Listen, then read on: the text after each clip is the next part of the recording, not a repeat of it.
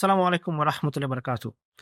আমি যেই জায়গায় দাঁড়ায় কথা বলতেছি আপনারা সবাই এই জায়গাটা চেনেন। এটা হচ্ছে মসজিদুল আকসা। পিছনের আইকনিক সেই বিল্ডিংটা ডোম অফ দ্য রক, এটা দেখে সবাই সহজে চিনতে পারার কথা। বাট মসজিদুল আকসা আসলে শুধু ওটা না, পুরো কমপ্লেক্সটাই মসজিদুল আকসা এবং এখানে বেশ বেশ কিছু মসজিদ আছে। এবং এর পাশে হচ্ছে মসজিদে কিবলি, যেটা হচ্ছে এটার সবচেয়ে ইম্পর্টেন্ট বা সবচেয়ে মেইন যেটা মসজিদ বলা যায়। আনফরচুনেটলি আমাদের এই সময় আমাদের বেশিরভাগ মুসলিমের এই সুযোগটা নাই এই মসজিদটা ভিজিট করার। অনলি আমরা যারা ওয়েস্টে থাকি তাদের এই সুযোগটা আছে। সেই হিসেবে আল্লাহর কাছে আমার একটা চাওয়া ছিল যে এখানে যেন আসতে পারি, এবং আসতে পারলাম। সেজন্য ফ্যামিলি নিয়ে আসতে পারলাম। আলহামদুলিল্লাহ, আল্লাহর কাছে আমি শুকরিয়া জানাই যে এই মসজিদে অল্প কিছু মানুষদের মধ্যে আল্লাহ আমাকে দেখার সৌভাগ্য তৌফিক দিয়েছেন। সেজন্য আল্লাহ শুকরিয়া আদায় করি। এই মসজিদের গুরুত্ব নিয়ে আসলে কথা বলে শেষ করা যাবে না। আমরা সবাই জানি এই মসজিদটা হচ্ছে ইসলামের ৩য় গুরুত্বপূর্ণ বা পবিত্র মসজিদ। মসজিদুল হারাম এবং মসজিদে নাববী, এরপরে হচ্ছে মসজিদুল আকসা। এটা হচ্ছে ২য় মসজিদ দুনিয়ার বুকে, ২য় মসজিদ, এবং এটা হচ্ছে মুসলিমদের ১ম কিবলা। এই মসজিদ নিয়ে আসলে রাসূলুল্লাহ সাল্লাল্লাহু আলাইহি ওয়াসাল্লামের অনেক হাদিস আছে এই জায়গাটা নিয়ে। জেরুসালেম অ্যাকচুয়ালি ফুল এই প্লেস জেরুসালেম, এই ল্যান্ডটাই হচ্ছে একটা ব্লেসড ল্যান্ড। কেন? কারণ এখানে নবীরা আসছেন। রাসূলুল্লাহ সাল্লাল্লাহু আলাইহি ওয়াসাল্লাম একবার একটা হাদিসে না একটা হাদিসে আমরা জানি উনি বলতেছিলেন যে মানে শাম, পুরো সিরিয়া, লেবানন, জর্ডান পুরো এরিয়াটাই বলতেছেন কতটা ব্লেসড। হাউ ব্লেসড ইজ আশ-শাম। তখন সাহাবীরা জানতে চাইলেন যে কেন? উনি তখন বললেন যে না, ব্লেসিং গুলা কি? উনি বললেন যে আল কুদস, কুদসের ব্যাপারে বললেন যে কুদসে এমন কোনো জায়গা নাই যেখানে নবীরা নামাজ পড়ে নাই, বা যেখানে কখনো এঞ্জেল, কখনো ফেরেশতারা কখনো এখানে দাঁড়ায় নাই। সো এতটাই ব্লেসড একটা জায়গা এই মসজিদুল আকসা। প্রত্যেক নবী এখানে আসছেন, এবং রাসূলুল্লাহ সাল্লাল্লাহু আলাইহি ওয়াসাল্লাম আমরা জানি আল ইসরা ওয়াল মিরাজের সেই বরকতপূর্ণ যেই ভ্রমণ, সেখানে উনি এখানে আসছিলেন। ইন্টারেস্টিংলি উনি এমন একটা সময় আসছিলেন যখন এখানে মুসলিমরা আসলে পা ফেলে নাই। মুসলিমরা এখানে আসলে তখন এই জায়গাটা বিজয় করে নাই। মুসলিমরা বিজয় করছে আরো কয়েক বছর পরে। বাট তারপরেও এই জায়গাটা ছিল আসলে মুসলিমদের। যদিও রাসূলুল্লাহ সাল্লাল্লাহু আলাইহি ওয়াসাল্লাম ছিলেন মক্কায়। এর কারণটা আসলে কি? এই জিনিসটা আমাদের বুঝতে হবে যে আসলে এই মসজিদুল আকসাকে নিয়ে যেই কনফ্লিক্ট, মসজিদুল আকসাকে নিয়ে যেই যুদ্ধ বা যেই দাবি, এটা আসলে প্যালেস্টিনিয়ানদের না। এটা আসলে মুসলিমদের। আমরা এখানে কয়েকটা মসজিদে কয়েকটা দোকানপাটে যখন দেখা করলাম লোকাল প্যালেস্টিনিয়ানদের সাথে, তাদের একটা কথা কয়েকজন একটা কথা বারবারই বলতেছিল যে, "এই জায়গাটা কিন্তু মুসলিমদের। It's not even for Palestinians only." কথাটা কেন আমাদের বুঝতে হবে যে আসলে কেন এটা মুসলিমদের একটা জায়গা। এইখানে আসলে নবীরা আসছিলেন। প্রত্যেকটা নবী এই জায়গায় আসছিলেন, এবং নবীদের সবার ক্ষেত্রে একটা জিনিস কমন ছিল, সেটা হচ্ছে তাওহীদের দাওয়াত। উনারা প্রত্যেকে তার উম্মতকে তাওহীদের দিকে আহ্বান করেছেন। তাওহীদ হচ্ছে আল্লাহর ইবাদত করা, এক আল্লাহর ইবাদত করা। মানুষ আল্লাহকে বাদ দিয়ে কখনো মূর্তির পূজা করে, কখনো নিজের বানানো কিছু তত্ত্বের পূজা করে, মানুষ কখনো অন্যের দাসত্ব করে। নবীদের কথা ছিল একটাই যে না, আর কোনো কিছুকে ইবাদত করা যাবে না, কোনো কিছু দাসত্ব করা যাবে না, কোনো কিছু মানা যাবে না, শুধু একমাত্র আল্লাহ। এই সিলসিলায় সর্বশেষ ছিলেন রাসূলুল্লাহ সাল্লাল্লাহু আলাইহি ওয়াসাল্লাম। কাজেই প্রত্যেক নবী যে মেসেজটা নিয়ে আসছিলেন, রাসূলুল্লাহ সাল্লাল্লাহু আলাইহি ওয়াসাল্লাম সেই মেসেজ নিয়ে আসছেন, এবং এই মেসেজের উপর যারা টিকে থাকে তাদেরই হচ্ছে এই আল আকসার তারা ক্লেইম করতে পারে, আর কেউ না। তাওহীদের উপর যেই জাতিটা এখন টিকে আছে সেটা হচ্ছে মুসলিমরা। So Al Aqsa is for Muslims. এখানে আর কোনো কথা আসলে নাই। আজকে আমরা যে গাজায় যে গণহত্যা দেখতেছি, it's not about Gaza strip. এটা খুব ছোট একটা ল্যান্ড, এটাতে এমন কিছু নাই আসলে। যেই কনফ্লিক্ট আমরা ৭৫-৭৬ বছর ধরে আমরা দেখতেছি ফিলিস্তিনে, it's about this box, it's about this Al Aqsa. এই বাস্তবতাটা আমাদের বোঝা জরুরি। এটা আর ৮-১০টা অকুপেশন না। অবশ্যই এখানে জুলুম আছে। এখানে কলোনিয়াল রুল আছে এখনো।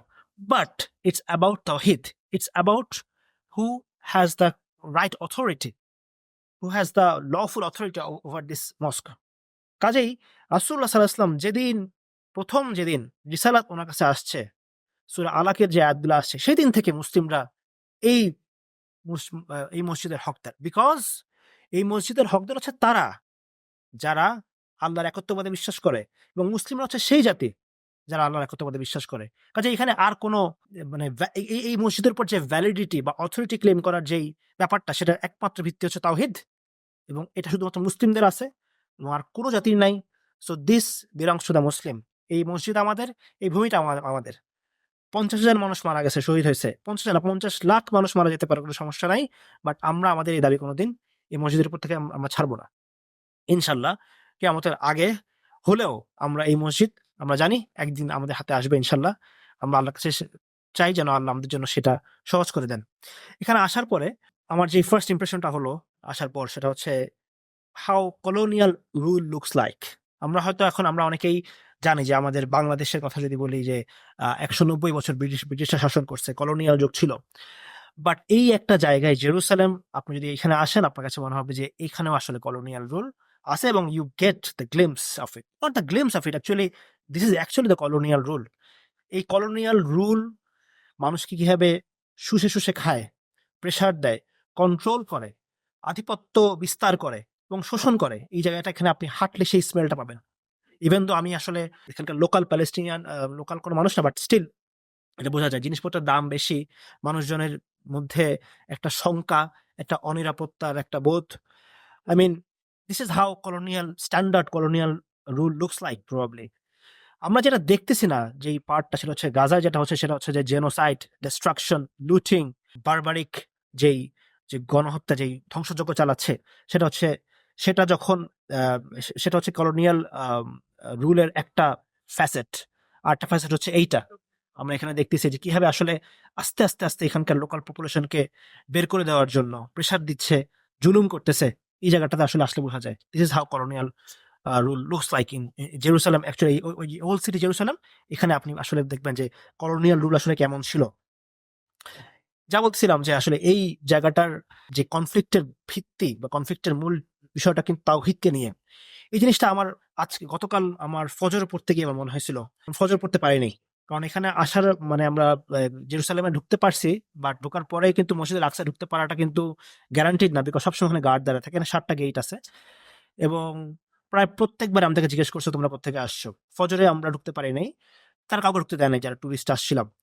তখন আমার কোরআনের একটা আয়াতের কথা মনে পড়লো। আমি মনে হচ্ছিল আমি যেন কোরআন দেখতে পাচ্ছি, কোরআনের একটা আয়াত, সেটা হচ্ছে ইউসাদ্দুন আন সাবিলিল্লাহ। আল্লাহ কিছু মানুষের কথা বারবার বলছেন কোরআনে, অফট রিপিটেড একটা ভার্স, যে ইউসাদ্দুন আন সাবিলিল্লাহ। কিছু মানুষের কথা আল্লাহ বলছেন যারা যারা মানুষকে দিনের পথে বাধা দেয়। আমি জিনিসটা চোখের সামনে ফার্স্ট দেখলাম, মনে হলো একদম আক্ষরিক অর্থে দেখলাম। অনেক কিছু হয়তো আমাদের উপরে চাপায় দেওয়া হয়, বাট আমরা সেটা ফিল করি না। বাট আমি গেলাম একটা মসজিদে, একটা মুসলিমরা আমরা মসজিদে গেলাম এবং বললো যে না, তুমি যেতে পারবা না। এই আয়াতের অ্যাকচুয়াল রিপ্রেজেন্টেশন যেন আমি এই মসজিদুল আকসায় আসলাম এবং এখানে অ্যাকচুয়ালি এটা কমন একটা ব্যাপার।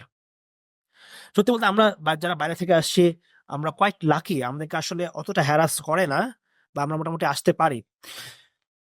গার্ড সাধারণত পারমিশন দেয়, আসতে দেয়। কিন্তু এখানকার যে লোকাল প্যালেস্টিনিয়ান মুসলিম আছে তারা এই জায়গাটাকে প্রোটেক্ট করার জন্য এত বছর ধরে কষ্ট করতেছে, বাট তারা এখানে আসতে পারে না। কিন্তু এখানকার আমি যেদিন ফার্স্ট যেদিন ফজর পড়লাম এখানে, সেখানে আমি সো হার্ট ব্রেকিং, এই মসজিদ আল কিবলিতে দেখলাম অনলি ৭টা লাইন ছিল ফজরের, এবং কোনো ইয়াং প্যালেস্টিনিয়ান নাই, বিকজ তারা আসলে অ্যালাউ করে না এখানে নামাজ পড়ার জন্য বা এখানে ইতিকাফ করার জন্য। প্যালেস্টিনিয়ান মুসলিম যারা আছে তারা বছরের পর বছর অনেক সময় ওয়েট করে একটা পারমিট পাওয়ার জন্য, জাস্ট এক রাত এখানে ইতিকাফ করবে বা এখানে একদিন নামাজ পড়বে।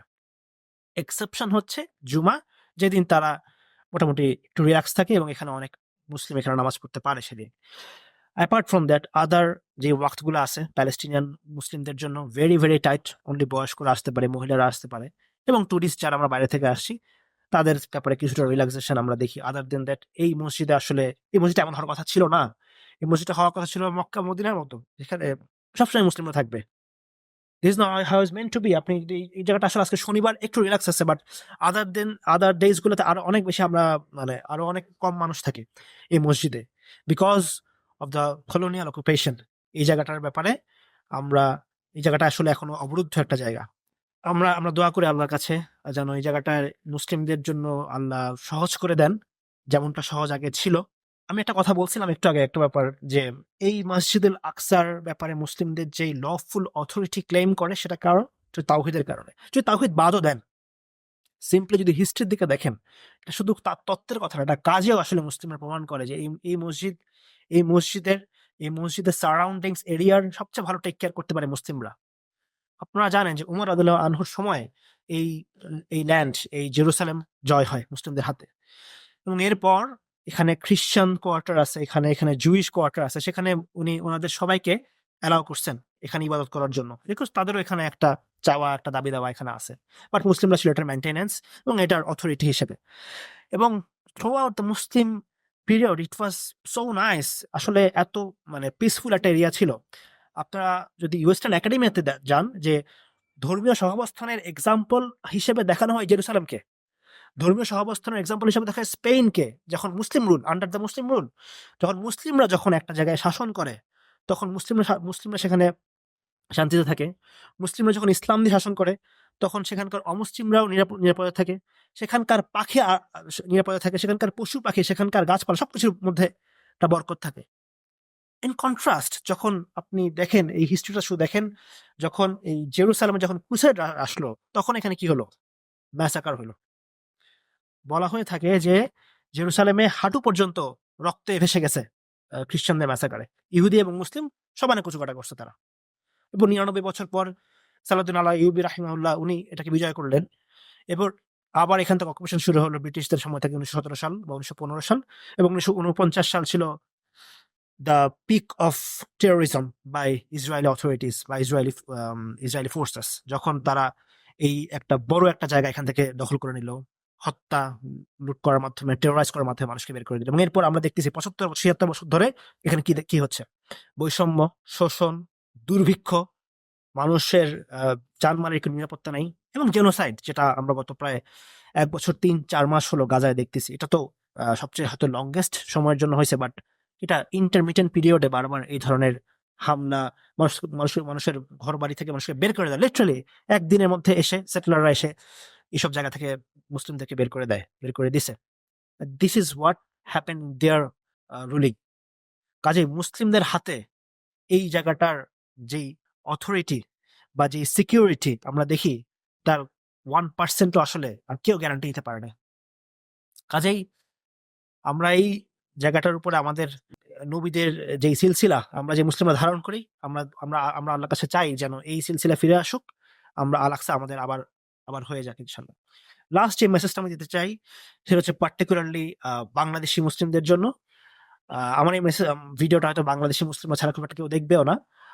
আমি যদি ওয়েস্টার্ন মুসলিমদের দিকে কিছু বলতে চাই, সেটা হবে please come and visit this area. টার্কির ব্লু মস্ক কিংবা ইউএই এর একটা মস্ক আছে আল জাইদ মস্ক সম্ভবত। এই মস্কগুলো দেখার আগে এখানে আসেন। এই মস্ক অ্যাকচুয়ালি এমটি। এখানে আমাদের মুসলিমদের আসা দরকার, বারবার আসা দরকার। কষ্ট হবে, জার্নিটা একটু হেক্টিক, একটু হ্যারাসমেন্টের জায়গা থাকতে পারে, বা সবসময় হয়তো সবকিছু ঠিক স্মুথ হবে না, বাট এরপরে কষ্ট করে হলে আসা উচিত। এটা হচ্ছে আমার ওয়েস্টার্ন মুসলিমদের ক্ষেত্রে জন্য আমার আবেদন। আর বাংলাদেশি মুসলিমদের ক্ষেত্রে আমি বলতে চাই যে আমরা হয়তো একটা মুসলিম মেজরিটি দেশে আছি, আমরা সিমিংলি একটা সেফটি বা সিকিউরিটির ফিলিং নিয়ে থাকি, যে একটা মুসলিম মুসলিম দেশ, আমরা এখানে ইসলাম পালন করি। বাট এই জায়গাটা একসময় সেরকমই ছিল। এই ল্যান্ড, এই প্যালেস্টাইন মাচ মোর ব্লেসড। এই মুসলিমরা এখানে আরো অনেক বছর ধরে, আরো বেশি সময় ধরে এই মুসলিমরা এই ল্যান্ডে তারা শাসন করছে। এরপরেও আজকে দেখেন এখানে অবস্থাটা কি, because of Zionism. Zionist movement মুসলিমদেরকে সমানে ধ্বংস করার জন্য, ইসলামকে এখান থেকে মানে লিটারালি উৎখাত করার জন্য মানে শেষ করে দিচ্ছে সবকিছু। তারা তাদের এই মুভমেন্টের মাধ্যমে তারা মুসলিমদেরকে এখানে মাইনরিটি, একেবারে একদম second class, third class, fourth class citizen বানাতে পারছে। Actually they did it. এবং সেই জায়নিজমের ছোট ভাই হচ্ছে হিন্দুত্ববাদ। হিন্দু আমাদের পাশের দেশের যে ইন্ডিয়ার যে হিন্দুত্ববাদের কথা আমরা বলি, এক্স্যাক্টলি এটারই একটা কপি বলতে পারেন। এটার যেই হিস্টোরিক্যাল যেই, আপনি যদি এটার যেই ফরমেশনটা দেখেন, যে আইডিয়াগুলোকে তারা যেভাবে হিস্টোরিক্যাল ন্যারেটিভগুলো, ফলস ন্যারেটিভগুলোকে তারা বিল্ড করে একটা একটা ডিরেকশনে যেতে চায়, এক্স্যাক্টলি সেম। এই যেভাবে করে জায়নিজম সামনের দিকে আগাচ্ছে, সেভাবে যদি হিন্দুত্ববাদ যদি সামনের দিকে আগায়, বাংলাদেশের মুসলিমদের অবস্থা আসলে এখানকার মতো অবস্থাই হবে, বা আরো খারাপও হতে পারে। আমাদের রিলেটিভ পিস যেন, আমাদের রিলেটিভ স্টেবিলিটি যেন কখনো আমাদেরকে এটা মনে না করায় যে আমরা আসলে ভালো আছি, আমরা আসলে সেফ আছি। যতদিন পর্যন্ত ইসলাম আমাদের সিকিউরিটি অ্যান্ড সেফটি ইনশিওর না করবে, যতদিন পর্যন্ত ইসলামিক শরিয়া একটা ভূমিতে না আসবে, ততদিন পর্যন্ত আমরা আসলে সেফ অ্যান্ড সিকিউর না। বিকজ হিস্ট্রি একটা সাক্ষী যে সেকুলার রুল, খ্রিস্টান রুল, ইহুদিদের জিউইশ রুল, হিন্দুদের রুল কোনোদিন মুসলিমদেরকে শান্তি থাকতে দেয় নাই। এটার প্রমাণ হিস্ট্রি। এটা প্রমাণের দরকার নাই। আপনি বাংলাদেশে বসে বাংলাদেশের মানুষের সবচেয়ে বেশি এখন মনে হয় এটা বুঝতে পারার কথা, যে আসলে পাশের দেশের হিন্দুত্ববাদী যে শক্তিটা, তারা আমাদের গত ১৫-১৬টা বছর কি কষ্ট কষ্ট করে রাখছে। তাদেরই এজেন্ট, তাদেরই গোলাম, তাদেরই এই দালালের দল আমাদেরকে ১৫-১৬ বছর ধরে তারা রুল করছে। And we got the glimpse of ইট যে আসলে how bad it can be. কাজেই নিজেদের অস্তিত্ব রক্ষার জন্য, নিজেদের দিনকে টিকায় রাখার জন্য, আমাদের দিনকে প্র্যাকটিস করার যে মিনিমাম স্বাধীনতাটুকু, এইটাকে আসলে কখনো গ্র্যান্টেড নেওয়া যাবে না। We have to strive for it. সবসময় চেষ্টা করতে হবে এটার জন্য। সেই কখন হয়তো আমাদের এই বাংলা একসময় মুসলিম ল্যান্ড হয়ে গেছে, মুসলিম মেজরিটি হয়ে গেছে, বাট উই সি সিচুয়েশন কতটা খারাপ হতে পারে আসলে। পৃথিবীর অসংখ্য মুসলিম দেশ আন্ডার অকুপেশন, ডিরেক্ট ও ইনডিরেক্ট অকুপেশন, এবং সেটা সবচেয়ে মানে দুঃখজনক পরিস্থিতি আমরা দেখতেছি এই জেরুসালেমে। কাজে এই জেরুসালেমে দাঁড়ায় আমাদের, আমি এটাই সবাইকে মনে করাইতে চাই, মুসলিমদের ইসলামের জন্য আমরা যদি চেষ্টা না করি, যদি ইসলামিক শরিয়ার জন্য যদি আমরা যদি সংকল্প না করি, দেন আমাদের situation, we are not safe. আমাদের চারপাশেও একটা সেম জায়নিজমের সেই ছোট ভাই হিন্দুত্ববাদী একটা শক্তি আমাদেরকে ঘিরে ধরতে চাচ্ছে। তারা চাচ্ছে আমাদেরকে অপ্রেস করতে, তারা চাচ্ছে আমাদেরকে জুলুম করতে, তারা চাচ্ছে আমাদেরকে দাসের মতো আচরণ করতে। এটা এভিডেন্ট, তাদের কথা থেকে এটা evident. So we should take the message. We shouldn't be really relaxed actually. কারণ আমাদের সামনে একটা একটা হিন্দুত্ববাদের একটা কালো মেঘ আমাদের আকাশে জড়ো হয়েছে। We should be prepared for it ইনশাল্লাহ। আপনারা সবাই দোয়া করবেন প্যালেস্টিনিয়ান মুসলিমদের জন্য, জেরুসালেম যেন আমাদের হয়। ইনশাল্লাহ আপনারা এখানে একদিন আসবেন ফ্রিলি, আমার মতো করে না, এটাই আমি চাই। আসসালামু আলাইকুম ওয়া রাহমাতুল্লাহি ওয়া বারাকাতুহু।